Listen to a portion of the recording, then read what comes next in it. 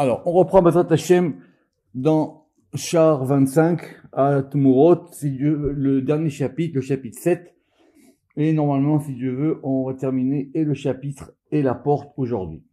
Donc, on était resté sur ce sujet très important. C'est pour ça qu'on a coupé le chapitre en deux de cette notion maintenant de clipote.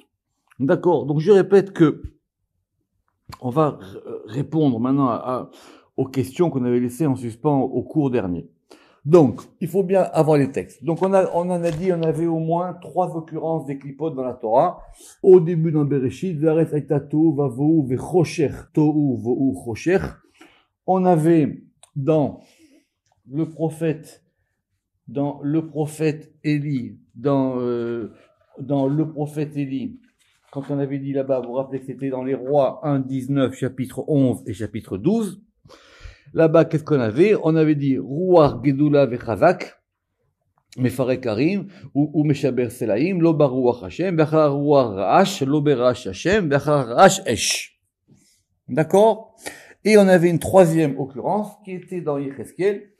Dans Yecheskel, le fameux, au début de Yecheskel, il y avait donc Ruach Seara, Anan Gadol, Ve'esh Mitlakarat. Très bien. Donc, ces 3 clipotes-là, évidemment, le Ramak, il a pris son temps, il a bien expliqué qu'évidemment, il fallait surtout pas mettre sur le même plan les 3 axes et le principe de 3 des clipotes, comme on l'a expliqué la semaine dernière, l'histoire de l'homme et du singe. Simplement, quand on analyse, Omnam, Sarich le Dagdek, il faut donc faire attention. Bien que maintenant on ait compris que c'était lié à un principe de 3. She'em neged gimel avot, que ça correspond évidemment dans la Kedusha aux 3 patriarches. Lama em efer seder kedusha. Pourquoi est-ce qu'on va voir aujourd'hui, quand on regarde l'ordre des clipotes, quelle que soit la source, je répète, soit à propos de Elionavi, soit à propos de Bereshit, soit à propos de la Merkava, de Yecheskel, on voit bien que l'ordre est inversé. C'est-à-dire quoi que l'ordre est inversé? Qui bat Kedusha? Parce que dans la Kedusha, si on va de droite à gauche, qu'est-ce qui se passe? On va donc commencer par Chesed. M. Lavan, Chesed Rishona, puisqu'on a dit que ça correspondait aux 3 avot, Chesed Vurat et Tiferet. Et si c'est par rapport aux couleurs, c'était donc le blanc. Ve'acharkar Yarok, Be'emsa. Et si on va de droite à gauche, on va avoir l'axe central. L'axe central, c'est Tiferet, et Tiferet, il est lié à Yarok. Et après, on va à gauche, et à gauche, c'est le rouge. Ve'adom les small. Et donc, le rouge, il est à gauche, et il correspond à Gvura. Alors que dans la Orla, vous avez vu le terme de Orla, vous comprenez ce que ça veut dire? La Orla, c'est l'excroissance, que c'était évidemment aussi par rapport à notre arbre, dont on ne peut pas consommer les fruits les 3 premières années. C'est l'inverse. Qui? Rishona. Parce que là-bas, on commence comment? On commence à Klipa Yeroka, c'est d'abord la Klipa du vert, donc qui correspondrait à Tiferet. Ve'acharea Levana, et après le blanc, qui correspondait donc à Chesed. Et après le Chosher, et qui correspond au feu, qui correspond donc qui correspond à la Goura, chez Akol Echad. D'où on a cet ordre-là établi des clipots dans cet ordre-là? C'est un Zohar Mefourash. Ou bier à Seder Azé, Rabbi Shem de Chayed Shalom Batikunim. C'est expliqué dans les Tikunim. Dans les Tikunim là-bas, on va prendre l'exemple de Yecheskel. Vezé les Shono. Vaher'e ve'ine ruach se'ara va minatzafon. Donc je répète, c'est quoi ces clipotes? Ce sont les espaces que Ézéchiel il doit passer par la vision avant d'atteindre la Merkava elle-même. Donc qu'est-ce qu'il dit? Vaher'e, et je vois.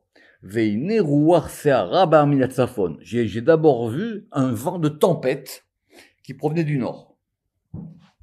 Ok, ça c'est la première clipa. Da, Kaf, Tohu. Celle-là, elle correspond à Tohu. Dans Maaseh Bereshit. Klipa Yeroka de Goza, et ça correspond donc à la klipa, on a dit Yarok du Egoz, qui est le Kav Yarok. C'est-à-dire, dans Maaseh Bereshit, qu'est-ce qu'on avait dit? On avait dit, vous vous rappelez que Tohu, c'était le Kav Yarok. Donc, la couleur qui est, c'est celle du Yarok. Donc, on a commencé par quoi? Donc, on a commencé par Tiferet. Très bien. Si maintenant, le Zohar ne le sait pas, on rajoute à ça ce qu'on a vu à propos de Eliyahu Hanavi. C'est quoi la première des choses qu'il voit Eliyahu Hanavi? Eliyahu Hanavi, il voit Veine Veruach Gedola Vechavak. Il a vu un vent fort et puissant. Le vent, ça nous arrange aussi, c'est Tiferet. Après, si on reprend toujours dans Ézéchiel, qu'est-ce qu'il dit? Toujours dans le même verset, Anan Gadol. J'ai vu une grande nuée. Une grande nuée, c'est pas Ténina, ça correspond à la deuxième. Cette nuée, elle correspond à quoi? Elle va correspondre au Vohu de Maaseh Bereshit, et elle correspond au blanc.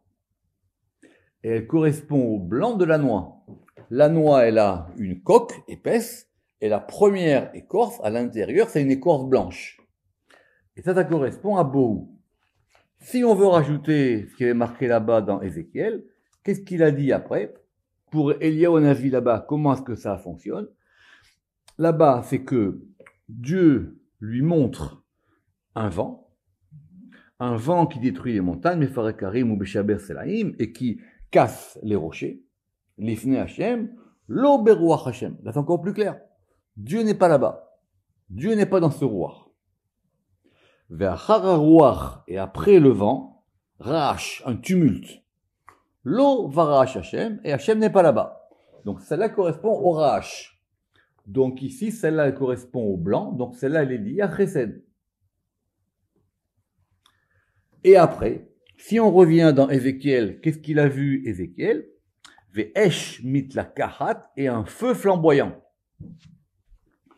Klipa trita'a de goza. Celle-là, elle correspond à la troisième klipa de la noix. Et elle correspond à, dans Maaseh Bereshit, elle correspond à Chosher. Elle correspond à l'obscurité. Tohu vavohu vachosher. Si on voit par rapport à Eliyahu Hanavi, qu'est-ce qui a marqué là-bas? Ve'acharash esh. Et après le fameux tumulte du feu. Lo vaesh Hashem, et Dieu n'est pas dans le feu. Donc, on a maintenant la troisième qui correspond au feu et qui correspond à l'obscurité. Et celle-là, c'est Gvura. Donc, prenons notre temps, on voit bien que l'ordre des clipotes établi par le Zohar et dans tous les versets qu'on a cités, qu'est-ce qu'il est? Il est donc Tiferet, Chesed, Gvura. Alors que dans la Kedusha, l'ordre des choses dans le bon ordre, c'est quoi? C'est Chesed, Tiferet, Gvura. Donc c'est inversé. Simplement, qu'en est-il de la fameuse quatrième clipa? Où est-ce qu'elle apparaît cette quatrième clipa? Dans Ézéchiel. Et qu'est-ce qu'il dit? On relit. Et j'ai vu un grand vent qui vient du nord. Anan Gadol, la numéro 2, une grande nuée. Après, j'ai vu un feu. Esh mitlakarat, un feu flamboyant. Venora lo saviv, et j'ai vu un éclat autour. Ou mitocha, et à l'intérieur de cet éclat-là, du noga, ke'en chashmal mitocha esh, ça ressemblait au chashmal dans le feu. Le chashmal, on va pas réexpliquer ça. J'espère que tout le monde sait ce que c'est. Ici, c'est pas le sujet. Venora lo saviv.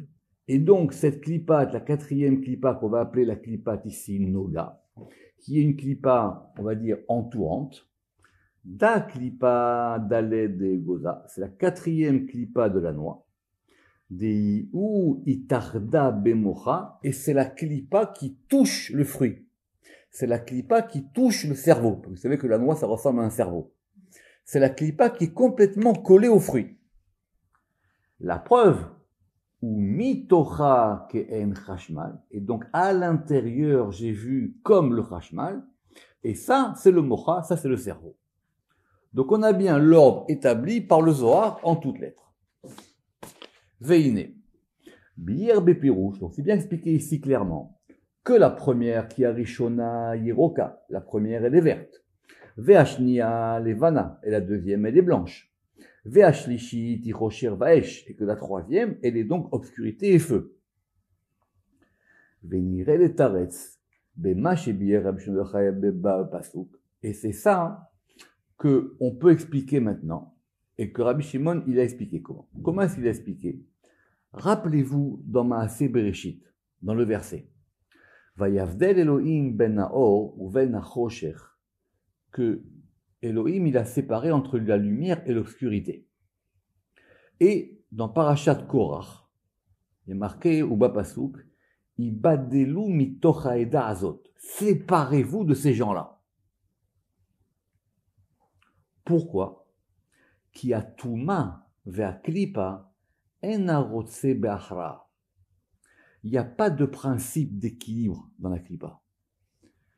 Quand on a séparé entre l'obscurité et la lumière, quand on a séparé entre Korach et le peuple, c'est parce que eux, ils n'ont pas de principe d'équilibre. Ils n'ont pas de principe. Vous vous rappelez qu'il y a une porte qui s'appelle Sharamachlim. Ou les Fichar. Et c'est pourquoi. Nivdalu Korach ve'adato shelo ratsu be'achraato shel Moshe. C'est pour ça que Korach et sa bande, on les a séparés. Parce qu'ils n'ont pas voulu que Moshe soit le terme médian. Ils n'ont pas voulu que Moshe équilibre. Vous vous rappelez qu'il y avait un conflit. Ils n'ont pas voulu que Moshe y soit entre tout ça. Et donc, c'est pour ça que directement la terre s'est ouverte et ils sont tombés dans le Guinam, Venafou le Guinam. Et on a expliqué ça plus haut. Ou Mitaamze, et le Rama qui poursuit. Et c'est la raison pour laquelle que ce fameux Kavayarok de la Klipa de Tohu, qui est la première, il n'est pas au milieu. C'est pas un axe équilibrant. Je relis. En Kavayarok amachlia ou Kava emsaï beemsa. Ben aklipa alevana veadoma. Normalement, on aurait pu penser que même du côté des écorces, il y a quelque chose d'équilibré, que donc il aurait été entre la Klipa blanche de Chesed et la Klipa rouge de Gvura. Léorod qui sham shoresh idgar ve'atata. Pour effectivement montrer que ce principe-là de Yarok, du premier, il vient en premier parce que c'est lui la racine. Le Zohar, il va dire que finalement, c'est ça la véritable notion de Klipa, c'est qu'on n'arrive pas à trouver un axe équilibrant. Il n'y a pas d'unité là-bas, il n'y a rien. Et donc le principe même, il est digne. Qui aime Shoresh Edgar vers Ktata, parce que c'est là-bas la racine, Edgar c'est la dispute, et Ktata c'est le fait de faire des ennuis. Ve'en benem shalom klal ve'ikar. Et entre eux, il n'y a pas de notion de shalom. Ve'kadma ayeroka. Et donc c'est pour ça que dans les trois ordres qu'on a vus, la première qui vient, c'est le Yarok. Qui van chenitrit mi ben chene haketsavot. Que puisque maintenant elle est rejetée par rapport aux deux extrémités, natak la pe achasadim, elle va se mettre à droite.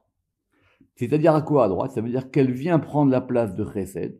Or c'est pas un Chesed. Rappelez-vous ce qu'on a vu là-bas, vous rappelez à propos du Targum, quand on avait dit que les chassadim, en araméen, c'était les charapot, c'est-à-dire c'était les hontes.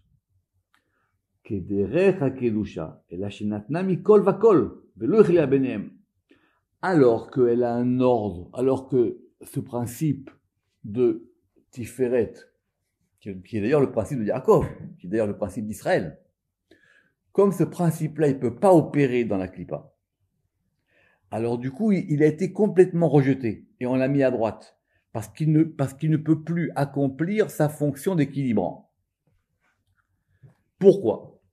Parce que même les autres côtés, on ne peut pas les équilibrer. Ok, il y a du blanc, mais c'est quoi ce blanc-là?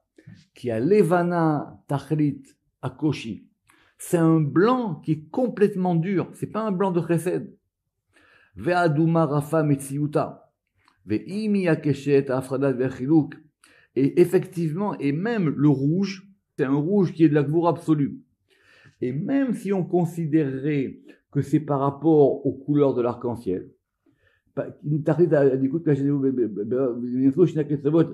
et donc du coup on voit que ces deux principes-là de chesed et gvoura dans la klipa, c'est-à-dire le blanc et le rouge, ils sont pas opposés, au contraire, ils sont complémentaires. C'est pour ça qu'ils sont pas un à droite et un à gauche. Parce qu'effectivement, ils sont complètement collés, comme nous l'expliquerons, si tu veux, dans le chapitre d'après. Et donc, Venim Saou, Shene Aketsavot Yachat. Et donc, on a maintenant ces deux extrémités qui sont ensemble. Et l'axe central, vers Saï, Dachou Lachutz, lui, on l'a mis à l'extérieur, que des pirachnou. Autrement dit, ils ont trouvé, oui, le moyen là-bas d'associer le din avec le din de droite avec le din de gauche. Venarzor l'inyan amar. Donc revenons maintenant à notre histoire de Ézéchiel.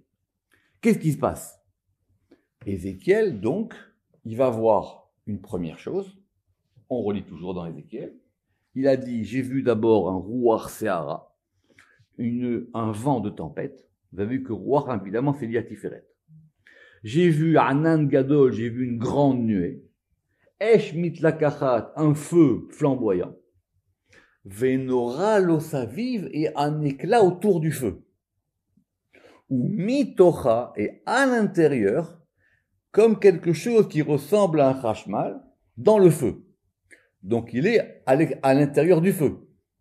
Et après, tout ça se dissipe et il commence à voir la Merkava elle-même. Alors, Venarzor l'Enyalama. Les filles chez Gimel Klipot, Emneged Gimel Avot. Puis qu'on a établi que ces trois Klipot, elles sont évidemment aux mesures de précaution déjà établies en regard des trois patriarches. Chez M, Gimel Chayot à Merkava, qui vont correspondre aux trois Chayot de la Merkava. Rappelez-vous que dans la Merkava, il y a un principe de 4. Mais il y a trois chayot qui, elles aussi, vont correspondre à ces 3 degrés qui sont, elles, chesed, gvura, tiferet. Ça, c'est comment on va distinguer les animaux de la Merkava. Donc, ces 3 degrés de klipote, qui sont donc à l'extérieur, et qui sont, comme on va dire, de l'autre côté de la Merkava, qui sont donc en correspondance par rapport aux 3 chayot qui vont correspondre à chesed, gvura, tiferet, em klipot, les chayot. Et donc, ce sont des klipotes qui sont liés aux chayot. Or, ces chayot, elles sont où les chayot? Elles sont dans Yetzira. C'est ce que le Ramak a toujours dit. Il n'y a pas de klipote plus haut. Et Yetzira, c'est lié à quoi? C'est lié à même tête-tête. Donc, les chayot, ce sont les chayot de même tête-tête. Ve'ama. Et donc, c'est pour ça. Notre texte du Zohar, il dit quoi? Que ça correspond qui aime gimel klipot, mefurashot bashemot. Que ce sont donc 3 klipotes auxquels on a attribué des noms. La première, elle s'appelle quoi? Tou, qui correspond à Kaviarok, et qui correspond à Ruach Seara de Ézéchiel, et qui correspond à Ruach Hazak de Eliaou. Vous voyez que là maintenant tout est clair. Ou Gvar Noda. Évidemment, cette notion de Ruach, elle ne nous est pas étrangère. Qui a Ruach ou Machria ben Haesh ou ben Hamaim. Du côté de la Kedusha, qui est-ce qui équilibre entre le feu et l'eau? C'est le vent. D'accord? Et dans la Touma, qu'est-ce qu'on a fait? Elle a été rejetée d'Achuoto Lachutz, on l'a rejetée à l'extérieur, et elle a été complètement dévoyée du côté de Chesed, qui est à droite. La deuxième, Veachnia, elle s'appelle Bou. D'accord. Bou, qu'est-ce qu'on a dit là-bas de Bou? On a dit que Bou, c'était ces fameuses Avanim Mefulamot. Alors, Avanim Mefulamot, ce terme de Mefulam, il n'est pas très clair. Nous, on avait traduit ça, avec M. Seban, comme étant les pierres visqueuses. Ce sont des pierres qui, c'est pas de l'eau, c'est visqueux. C'est une espèce de liquide comme ça, un peu putride. Simplement, Mefulamot, ça veut dire aussi que ce sont des pierres dures, très dures. Pirouche, Mefulamot, Razakot. Vechen, Pirachnu, Berech, Mefulam. Et c'est ça, comme ça qu'on a expliqué à Mefulam dans Erka Kinoïm. Ça veut dire quoi? Avanim mefulamot, beriim lachim vachazakim. Ça veut dire elles sont à la fois humides et très dures. Vechen iklipa kasha mikulam. Et effectivement, c'est elle la plus dure. D'accord? Donc c'était tohu, vohu. Qui a klipot emefer hagdusha. Comme les clipotes, c'est complètement le contraire absolu de la kedusha. C'est pour ça que maintenant, elles ont aussi des qualités complètement inverses. Effectivement, c'est humide, shofot maim, mais c'est humide quoi? C'est pas de l'eau du chesed. Me'amarim ame'arerim sont des eaux putrides et des eaux amères. Et de même, pour le Rash et le Hanan Gadol. Et donc, de même, l'eau par rapport à ça veut dire que quand bien même on a établi qu'il y avait un chesed de l'autre côté, oui, il va hériter de la propriété humide de chesed, parce que vous savez que chesed il est lié à l'eau. Mais c'est une eau complètement opposée. Et donc, c'est pour ça que d'un côté c'est Taor et de l'autre côté c'est Tamé. C'est Tamé bébé makom Taor. Notre troisième klipa, d'accord, hein, d'accord. Donc la deuxième, on a dit que c'était lié à Rash et c'était lié à Hanan Gadol. La troisième, c'est quoi? La troisième, dans toutes les versions, c'est quoi? C'est soit le Chocher, soit le Esh. D'accord? Soit l'obscurité, soit le feu. Qui gvar mefursam, qui a Esh. Pourquoi? Mais on parle pas maintenant d'un feu saint. On parle d'un feu impur. Qui bat Esh. Chez Betzadatuma ou Chocher. Parce que ce feu, qui est du côté de l'impureté, c'est un feu obscur. Qui a Shachor Adom ou. C'est-à-dire, c'est un rouge noir. C'est-à-dire, c'est une obscurité complètement du côté de la Gvura. Et c'est un feu noir. Et là, chez la Kaka des périodes Béchar Agvanim, et ça, on l'a déjà expliqué dans Shar Agvanim. Vetachat. En fin de compte, c'est dans Shar Agvanim là-bas, si je m'en souviens bien, c'est un rouge sang, ou plutôt c'est le sang de la mort. C'est un sang qui est complètement pourpre. Vous savez, comme c'est un sang, c'est le sang qui est complètement du côté de la mort. C'est un rouge pourpre, on va dire, mais même plus que pourpre. Vetachat gimel aklipot elu. Mais maintenant, qu'est-ce qu'on a vu dans Ézéchiel? On a vu dans Ézéchiel que c'était pas fini, qu'il y avait une quatrième klipa. I klipa mitkarevet à la moire. On a une klipa qui, elle, est proche du cerveau. Et si elle est proche du cerveau, à mitkarevet à la kedusha, elle est proche de la kedusha.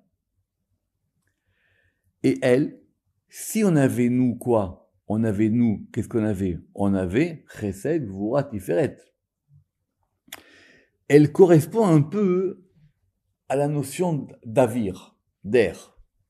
Vei kimat kedusha, elle est presque sainte, comme on l'expliquera plus tard, mais elle est en même temps de l'autre côté. Elle est intermédiaire entre les deux. Et ça correspond à la chalouka rébit, ça correspond à cette quatrième distinction. Vehu mache ben taor le tamé, et ça correspond à ce qui est entre le taor et le tamé. Chez ou benoni, on sait donc intermédiaire ou barour ou. Alors, c'est quoi cette quatrième klipa? Cette quatrième klipa, elle n'est pas une klipa aussi forte que les autres. Et de l'autre côté, elle est en proximité avec la kedusha. D'accord? Qu'est-ce qu'il a dit? Venora lo saviv, il a vu un éclat autour, où mitocha ke'en hachmal est à l'intérieur comme le chashmal, mitochaesh. Et après, il y a le chariot. Omnam, yesh litmoa she'en avir be'egoz ben aklipa daka le moach. Alors il dit maintenant, quand on regarde une noix, de quoi on parle? On parle de la dernière écorce qui est complètement collée sur la noix, à tel point qu'elle est comestible. Et à tel point que quelquefois, elle colle complètement à la noix. Donc c'est pas un espace vide, C'est ça qu'il dit, le Rama qui dit, mais c'est un peu étonnant. On pourrait s'attendre à ce que cette clipa, elle marque, on va dire, comme une espèce de sas, le dernier sas entre la Touma et la Kedusha. Je relis. Omnam. יש לתמוה שאין אוויר באגוז בין הקליפה הדקה למוח, אבל הוא קודם לקליפה הדקה. Il dit que cet espace-là qu'on voit, on le voit plutôt avant cette clipa. Si vous regardez une noix, il y a bien un espace entre avant cette dernière clipa. ואין זה ספק כי האוויר שאנו אומרים הוא אוויר שיש קצת כשתבדל זו מזו. Il ne fait aucun doute pour nous que cet espace dont on parle, c'est quelque chose qui va un peu séparer. Mais il sépare de quoi? Rotselomar, a klipa daka me moach. C'est ça qui va séparer cette klipa fine du moach. Ou peut-être même, onomar, chez Kacher ilacha, lorsque cette klipa-là, elle va être humide, chez Nochal parek, et on peut facilement la détacher. La noix, il faut la casser, la première klipa.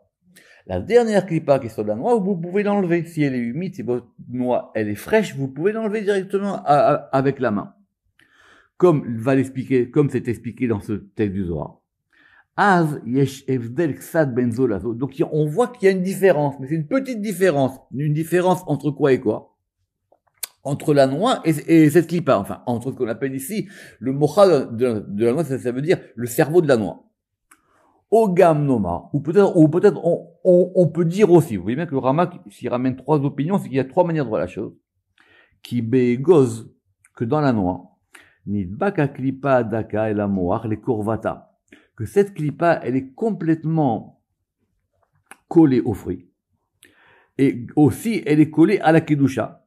À tel point, liot nechelet ima, à tel point qu'on peut la manger avec le fruit. Des fois, quand si vous mangez la noix, vous pouvez directement la consommer. Donc, elle est consommable. Donc, si elle est consommable, ça veut dire qu'elle est du bon côté. Ershi, quoi qu'il en soit, avir chez ou ateom. Donc, ce degré qui correspond à teom. D'accord? Bon. Pourquoi? Qu'est-ce qu'on a dit là-bas dans la Torah? On a dit, Varesaita tohu vavohu vachoshech, al peneteum, sur le théum. Donc le théum aussi, c'est le nom ici dans Maaseh Bereshit de cette quatrième klipa. Ou à klipa, ayoter kerova el kedusha. Donc c'est le côté qui est le plus proche de la kedusha. Par rapport aux trois précédentes, mais à Gimel à Kodmot, va la Gimel Nehema, et c'est pour ça que qu'est-ce qu'on a dit là-bas à propos du prophète Élie. Dans la première, le Ruach, lo beruach Hashem. La deuxième, le Rach, lo barash Hashem. Après le feu, lo baesh Hashem. Dieu n'est pas dans le feu. Omnam. Mais qu'est-ce qui est marqué là-bas, c'est la quatrième? Elle s'appelle Kol Demama Daka.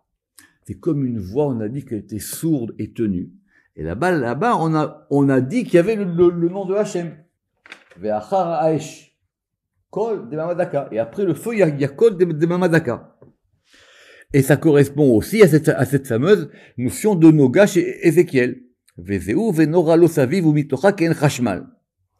Qui a klipa azot areviit. Parce que cette quatrième klipa, mitkarevet la kedusha, elle va se rapprocher de la kedusha. Elle est la plus proche de la kedusha. Mais elle n'est pas de la kedusha.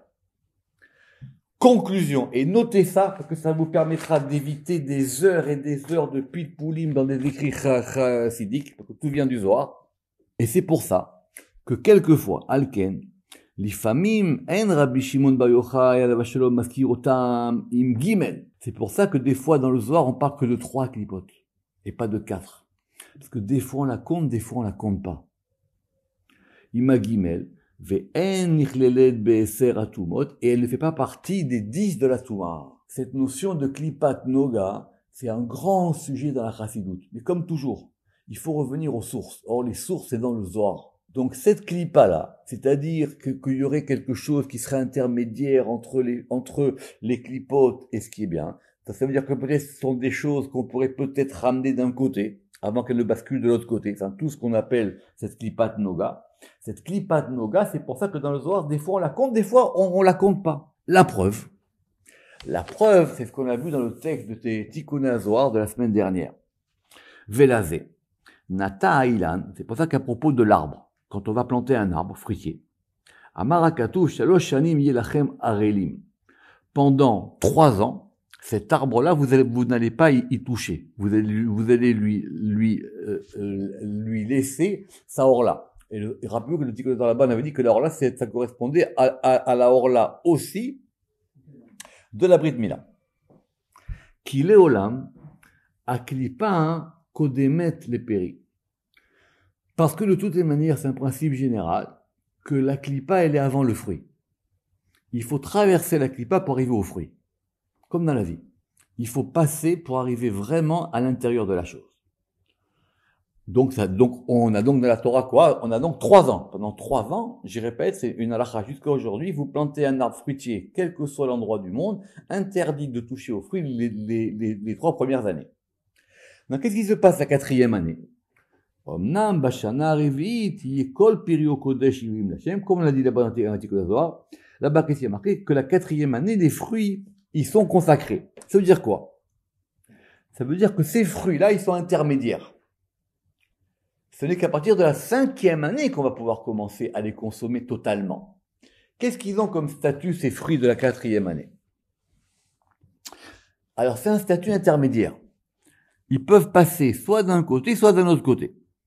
C'est ça, ce degré de la 4e klipa. Exemple. Rappelez-vous cette fameuse histoire qu'on doit racheter le Péter Hamor, c'est-à-dire le premier-né du bourricot. Le Péter Hamor, il est kadosh. Il est saint. Qui a sourd les ishtameshbo. On ne peut pas donc s'en servir, mais on doit le racheter. Par rapport à lui-même, il est kadosh, mais on peut rien en faire. Et qu'est-ce qui se passe là-bas? Soit on le rachète, soit on lui casse la nuque. Ve'apidion kodesh bimkom hachamor. Ve'zeu admitam ki bioto bechor. Donc il a un double statut. D'un côté, comme il est premier-né, il est bechor, nitkarev à la kedusha. Il est lié à la kedusha. Mais si on le fait pas rentrer dans la kedusha en le rachetant, ve'im lo yifadeu tsarir arifa, on lui casse la nuque. Afin que la force de la klipa ne le domine pas. Et à ce moment-là, on le sépare complètement de la kedusha. Il en est de même pour ces fameux fruits de la 4e année. Ces fruits de la 4e année, ou kodesh, il est sain, mais on peut pas le manger. Qu'est-ce qu'on va faire? On va donc, ces fruits-là, on va les racheter. C'est-à-dire pidion. Alors, en ce qui concerne l'âne, veine, Peter Achamor afalpi sheiten oto abealim la Kohen. Peter Achamor, qu'est-ce qui va se passer? On le donne au Kohen. Maintenant, le Kohen, lui, il peut pas s'en servir de cet âne-là, à condition, en Kohen yachol lishtameshbo, imlo yivde oto basé, à condition qu'il ne le rachète par une brebis. Mais, ça c'est par rapport au Hamor. Pourquoi? Parce que le Hamor, c'est une klipa plus forte. Il n'y a que le Kohen qui peut la sauver. Maintenant, le monsieur, il a planté un oranger. Il a fait des fruits, 3 ans, il n'a pas touché. La 4e année, il y a des fruits. Ces fruits-là, on dit, monsieur, attention, tu ne peux pas y toucher. Ah, mais comment je vais faire? Il y a un moyen. Ces fruits-là, on peut les rendre comestibles. Aval, neta revi. Alors là, c'est très très beau, c'est expliqué dans la Torah. Il dit, monsieur, tu as plusieurs possibilités. Première possibilité, tu prends ces fruits et tu vas aller les manger à Jérusalem.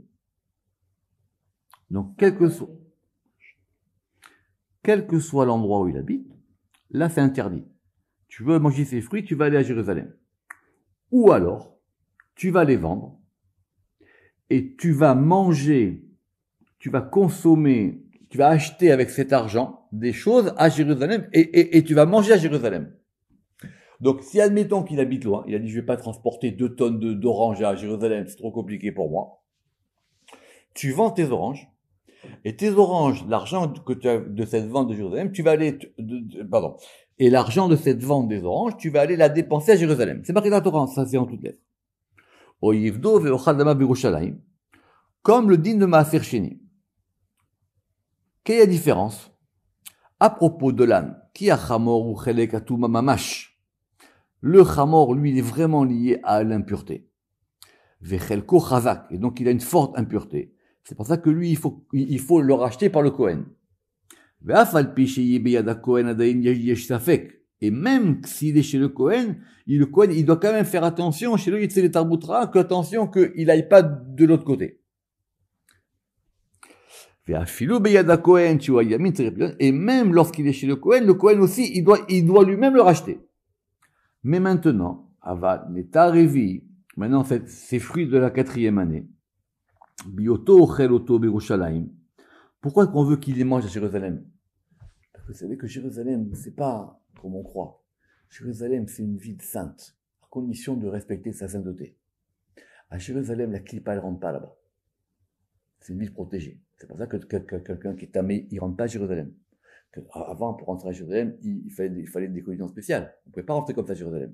Il fallait d'abord être tahor, il fallait passer au mikvé, etc. C'est pas comme, bref. À Jérusalem, la clipa, elle rentre pas. Donc, ces fruits-là, si tu vas les manger à Jérusalem, il n'y a pas de risque que la clipa, elle puisse rentrer. Que la ville de Jérusalem, elle est protégée. Chez parce qu'à Jérusalem, chez Sham klipa, lodaka velogasaklal.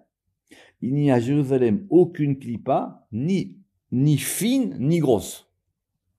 Vedai, ou basé baourlanu, chez lo yatsameduchetu. Et donc, du coup, ce fruit-là, on va maintenant, il ne sort pas de sa sainteté, il reste saint. Aval. Mais si maintenant il dit, moi, ces oranges-là, moi, je veux les manger chez moi. Avalimir, c'est les choloto bigvoulin, c'est les pidion. Alors, à ce moment-là, non. Ces oranges-là, il faut maintenant que tu les rachètes, comme on a dit. Chez En, Kohara, Kedusha, Mitraze, Kolkar, Bagvoulin, parce qu'en dehors de Jérusalem, là-bas, la force de la clipa, elle est plus forte. Comme à Jérusalem. Kemo Birushalayim, et qu'est-ce qu'il dit le Ramak là ici, en passant?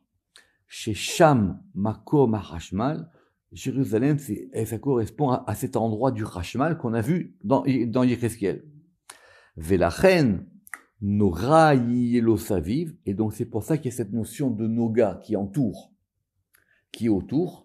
Velo Yetzelachut, et il peut pas sortir de là. Tant qu'il est protégé du côté de cette klipat Noga, du côté de la Kedusha, hein, effectivement, il n'est pas atteint par ça.